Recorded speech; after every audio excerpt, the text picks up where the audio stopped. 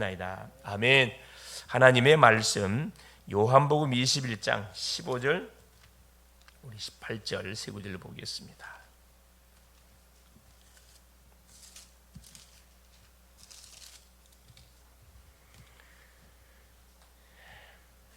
합독하십니다. 그들이 조밥 먹은 후에 예수께서 시몬 베드로에게 이르시되 요한의 아들 시몬아 내가 이 사람들보다 나를 더 사랑하느냐 하시니 이르되 주님 그러하나이다. 내가 주님을 사랑하는 줄 주님께서 아시나이다. 이르시되 내 어린 양을 먹이라 하시고 또 두 번째 이르시되 요한복음 21장 15절입니다. 요한의 아들 시몬아 내가 나를 사랑하느냐 하시니 이르시되 주님 그러하나이다. 내가 주님을 사랑하는 줄 주님께서 아시나이다.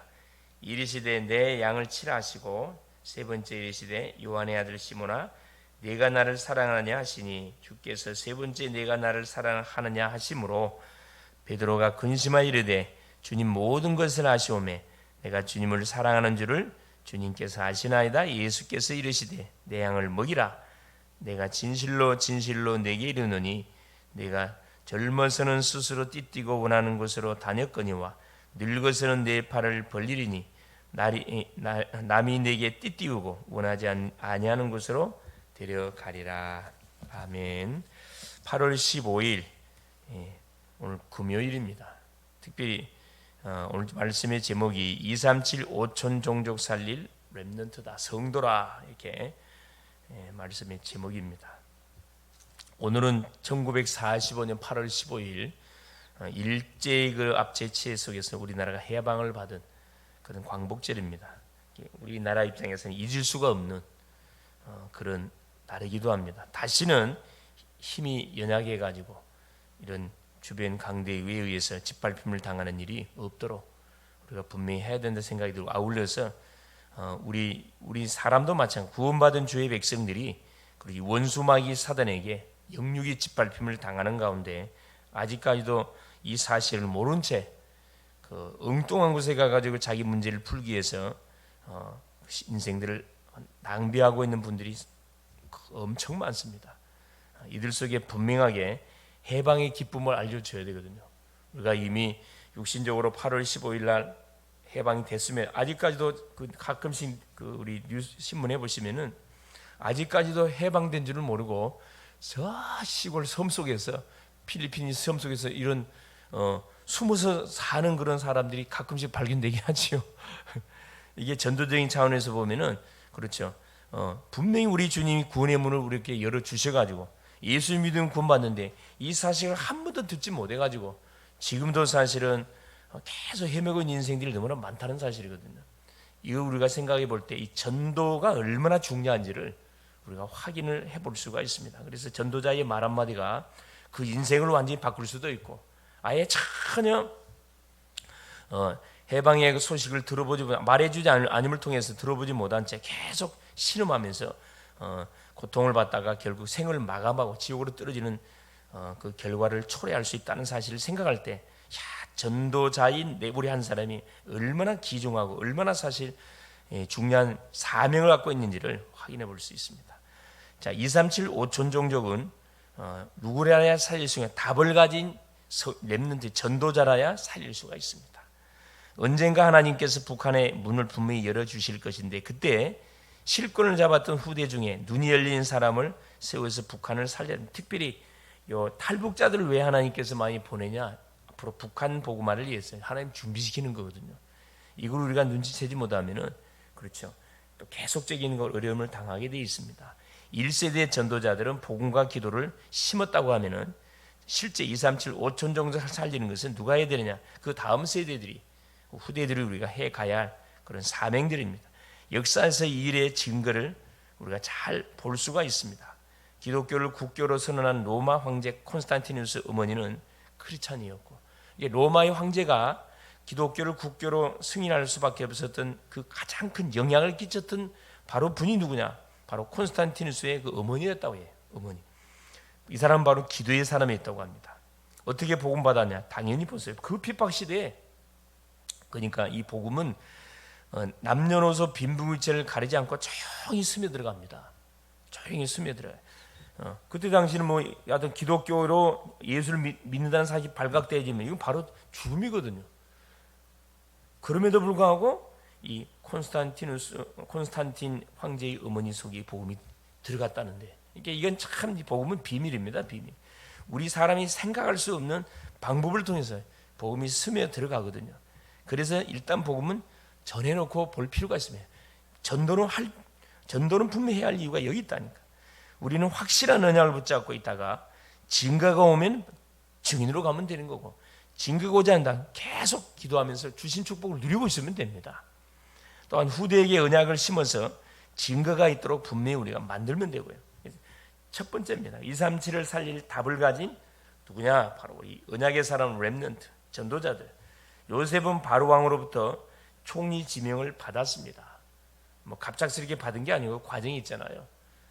아버지를 통해서 언약을 받고 또 완전 애굽 복음하라는 비전을 품으니까 하나님께서 결국은 형들에 의해 가지고 팔림을 당하게 만들고 노예로 잡혀가게 만들고 제수의 몸으로 감옥에 들어가게 하고, 그런 과정들을 통해서 서밋의 그릇이 딱 준비되니까 하나님께서 드디어 이렇게 바로에게 꿈을 꾸게 만들어 갖고 요셉이 아니면은 바로의 꿈을 해석할 자가 없도록 만들어 버렸습니다. 이게 하나님 방법이거든요. 이게 절대 불가능을 절대 가능케 하실 수 있는 분이 하나님이십니다. 이게 대부분 사람들 우리가 기도하면서도 우리 어머니는 안 될 거예요. 우리 아버지는 안 됩니다. 다른 사람들도 우리 어머니는 안 돼. 이렇게 생각하면서 기도하는 사람 많거든요. 그 생각을 빨리 내려놔야 돼요. 당연히 우리 기준으로는 불가능해 보이잖아요. 왜? 수십 년 동안 숭배해왔던 우상을, 종교를 바꾼다 쉽지 않죠. 그러나 하나님이 하시면 한순간에 완전히 뒤집어집니다. 그렇죠? 예를 들어 그날 밤에 하나님 꿈속에 나타나가지고 역사해버리면요, 그런 사람은 있어요. 꿈속에 역사해가지고 다음날 그 다음 주에 당장에 새벽 기도부터 나온 사람이 있다니까. 하나님 역사해보면요 그래요. 아무리 강팍한 사람이라 할지라도 하나님, 바울 보세요. 누가 바울이 복음 앞에 무릎 꿇고 주 앞에 돌아올 줄 꿈이나 생각했겠습니까? 이게 초대교회 성도들은 바울 그러면 그냥 손살을 흔들었다니까. 이게 바울이 회개하고 돌아왔음에도 불구하고 아무도 만나려고 안 해요. 왜? 저거 지금 쇼하고 있는 거라고. 그때 바나바라는 사람이 다 그걸 알고 직접 찾아가잖아요. 찾아가서 바울을 안디옥에 데리고 와가지고 1년 동안 같이 다 사역하면서 훈련시켰어요. 그러고 난 선교사로 파송시켰거든요. 그러니까 우리 기준을 보니까 이게 불가능하게 보이고 안 될 것처럼 보이지만은 하나님의 기준으로 보면 안 되는 게 없습니다. 그렇죠? 그래서 모세 한 사람을 통해서 애굽에 10가지 기적이 일어났고 전 세계가 이 일을 알게 돼서 소문났다 이 말이죠. 그 소문으로 인해 가지고 기생 나합이라는 불신자도 딱 준비하고 있었잖아요. 이스라엘 사람들이 다 올 때까지 딱 준비, 전도자가 올 때까지 딱 기다리고 있었다니까. 이게 불신자 중에 누가 있다? 전도자가 있어요. 분명히 제자가 있습니다. 다윗 한 사람을 통해서 그 시대에 가장 문제였던 블레셋을 꺾어버렸습니다. 그것도 어린 소년 다윗 통해서. 바벨론에 포로로 갔던 다니엘을 통해서 세계 선교가 일어났고요. 이미 유다는 나라가 망했는데 어떻게 세계 복음을 합니까? 그건 우리 생각이라니까. 포로로 끌려간 그 현장에 집어넣어 가지고 결국 왕들 4명을 다니엘을 말을 듣게 만들었다니까. 그래서 우리는 세계 선교 237 나라를 아는 렘넌트를 반드시 모아야 되느냐. 그러니까 교회 안에서 또 가정 안에서 계속 키워야 할 이유가 여기 있습니다. 그래서 이 아이가 지금 볼 때는 아닌 것처럼 보이죠. 우리 생각이라니까. 이 아이 속에 복음이 들어가면 어떻게 될지 아무도 몰라요. 우리가 잘 알고 있는 핸델이라는 사람이 핸델. 이 사람 그 유명한 메시아를 작곡했던 사람이잖아요. 메시아. 모든 로마의 황제가 일어날 만큼 얼마나 위대했던지 그 곡을 딱 메시아라는 곡을 딱 하고 할렐루야라는 곡을 쫙 하는데 얼마나 그게 감동적이었던지 예배드리러 왔던 황제가 자리에서 벌떡 일어났다 그러잖아요. 그러니까 황제가 일어나면 밑에 사람들 가만히 있어야 됩니까? 모든 사람. 그래서 지금도 마찬가지입니다. 그 메시아라는 딱 곡이 울려 퍼지면요, 다 사람이 일어나요. 그 시작이 그때부터 돼요. 황제가 일어난 그때부터 시작됐다 그래요. 정말 장엄하잖아요. 그 누가 이제 핸델이라는 사람이, 핸델이 누구예요? 알코올 중독자입니다. 주변 모든 사람들이 고개를 살려서 흔들 만큼 그런 알코올 중독자였어요. 그런데 전도자 한 사람이 그 사람에게 복음을 전해준 그게 계기가 돼가지고 완전히 인생이 바뀌어져가지고 은혜가 너무 감사한 자기 달란트가 작곡인데 작품 만들어내잖아요. 그겁니다. 그래서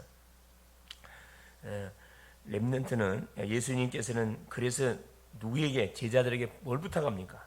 그렇죠. 이 배신했던 베드로에게 찾아가 가지고 요한의 아들 시몬아 네가 나를 사랑하냐 회복시켜줬어요. 상처 주지 않고 회복시켜줬거든요. 이게 복음은 회복시켜주는 겁니다. 잘못을 지적하는 게 이게 율법이지만은 복음은 잘못한 것을 알면서 본인이 알고 있어요. 찌를 필요 없이 회복시켜줬습니다. 요한의 아들 시몬아 네가 나 사랑하니 예. 주님이 아시지 않습니까? 두 번째, 세 번째도 주님이 아시지 얼마나 베드로가 그러면서 치유가 일어나 버렸죠. 내 어린 양을 먹이라. 젊어서는 네가 띠뛰고 네 마음대로 다녔지만 늙어서는 네가 원치 않는 곳으로 가게 될 것이다. 뭘 말하는 거죠? 이제 사명을 감당하다가 어떻게 될 것이다. 십자가에 죽을 것이다 이 말씀입니다. 내 자녀를 위해 울라고 말씀했습니다. 우리 주님이 그렇죠. 이 특별히 여인들에게 제자들에게 부탁했던 메시지, 여인들에게 부탁했던 메시지입니다. 자기는 십자가상에 죽어가면서 내 자녀를 위해 울라, 미래를 위해서 울으라고 말씀하는 거죠. 그래서 자녀를 위해서 기도하는 그 부모의 기도는 절대 뭐하지 않는 그렇죠. 부도수 백지수표로 반드시 되돌아옵니다. 두 번째입니다. 5천 종족 살릴 답을 간 TCK.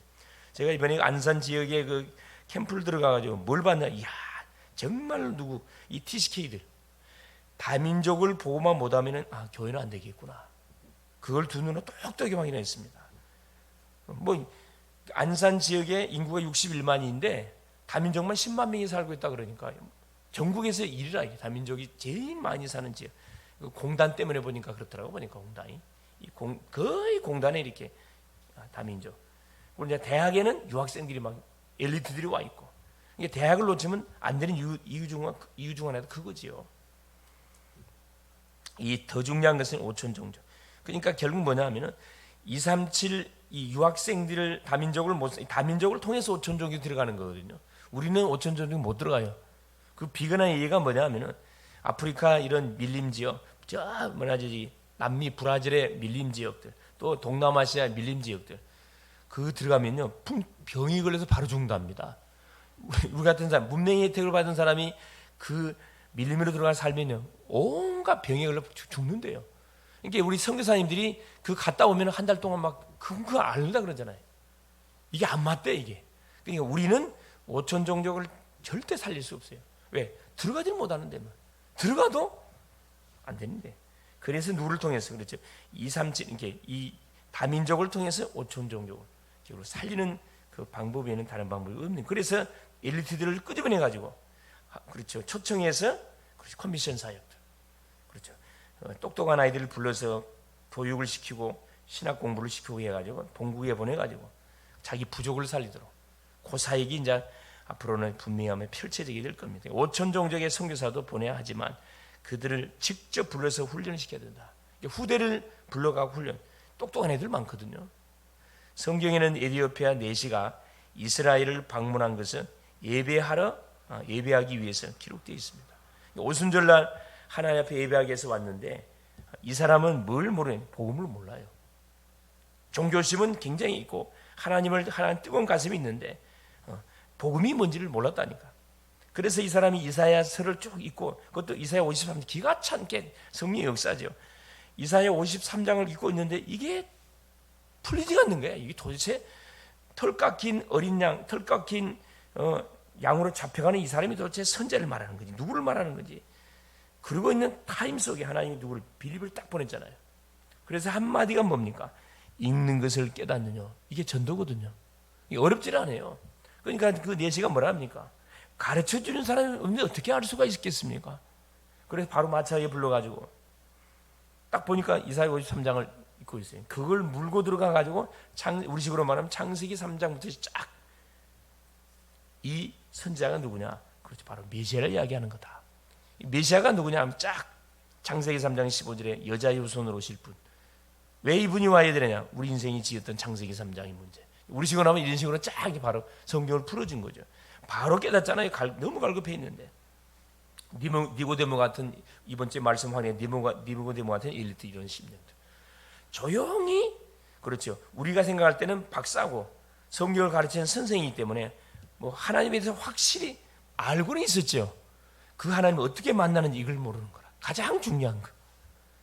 그래서 답답해하다가 예수의 소문을 듣고 찾아오잖아요. 바로 그거거든요. 전도자인 우리가 딱 준비하고 있으면요, 반드시 뭐 하게 되냐면 저분이 예수 믿는 사람이라는 걸 알고 있고 저분을 보니까 저 사람 분명히 하나님을 진짜 믿는 것 같다. 그럼 반드시 언젠가는 찾아옵니다. 분명히 질문하게 돼 있어요. 예, 틀림없거든요. 그래서 바울은 멀리 내다보고 해당을 파고 돌아서 우리 후대들 렘넌트 제자를 키웠죠. 이 제자들이 유랑민 중에 있다가 흩어져서 5천 종족을 살리는 그런 완충인들이 되어졌다는 거죠. 더 중요한 결론은 북한의 후대가 CCK, NCK란 아예 북한은 문화 자체가 없습니다. 완전히 세뇌 교육을 시켜가 주체사상 세뇌 교육을 시키고 외부 모든 인터넷까지 차단시켜 놔가지고 못 밖에 몰라요. 자기 나라 안에서 일어나는 일 외에는 전혀 탈북자들 이야기 들어보세요. 이런 세계가 이제 꿈에 생각 못했다. 나만 이렇게 잘 살 줄 꿈에도 못. 지금도 나만은 지금 거지들이 우울거리는데 우리가 아직 빨리 내려가가지고 뭐 도와야 된다는 그런 생각을 갖고 있다니까. 이게 참 이 정보가 얼마나 무섭습니까? 인터넷이 무서운 거거든. CCK는 말 그대로 뭐냐? 아예 문화의 혜택을 못 받고 있는 사람들. NCK는 문화 자체가 없는 사람들이에요. 나라도 뺏겨버리고. 그러니까 완전히 5천 종족을 말하는 겁니다. 어두운 반대쪽의 문화를 가지고 있고 그 중에 90%는 아예 문화가 없습니다. 그러니까 완전히 어디 지금 우리가 말하는 완전히 그 구석기 시대로 돌아가는 그 구석기 시대. 만약 북한이 문을 열면 엄청난 그런 자원들이 많잖아요. 남한과 북한, 남한은 기술, 북한은 자원, 이 두 가지가 탁 플러스 되지면 완전 2050년쯤 되어지면은 아주 세계 2국가, 미국 다음의 2국가 된다 그러잖아요. 멀리 안 했으면 2050년 얼마 안 남았거든요. 반드시 통일이 된답니다. 하여튼 많은 분들이 통일이 돼. 2050년까지는 분명히 통일이 된대요. 그럼 세계 2위가 딱 된대. 90 아예 문화 만약 그렇지. 그러나 문을 열지 않고 그냥 묶어버린 상태로 있다면 분명히 북한은 망합니다. 자폭이에요, 자폭. 소반은 내부 폭동이 일어나고 분명히 무너지게 돼 있거든. 역사 속에서 많은 나라가 문을 열지라. 우리나라가 이 흥선 대원군 때문에 세국 정치에 문을 안 열었잖아요. 일본은 이미 문을 개방해가지고 완전 선진 문명을 개발해가지고 막 조총을 사용하고 있었는데 우리나라는 뭡니까? 완전 이거 활쏘고 있었어. 어떻게 싸움이 돼 게임이 됩니까? 참 이렇게 하나님의 뜻은 다민족이 있다. 그래서 우리의 생각을 여는 건 너무 중요하죠. 생각을 가다 놓으면요, 그렇죠. 전혀 혜택을 못 받습니다. 이것을 꼭 못 깨달으면 계속 재앙이 임하게 돼 있고 이 눈을 뜨고 우리가 뭐 해야 되느냐? 준비해야 된다. 5천 종족을 살릴 그것을 준비해야 된다. 그래서 오늘 요한복음 21장 15절에 결국 핵심 결론은 뭐냐면 후대를 뭐하지 마라. 놓치지 마라.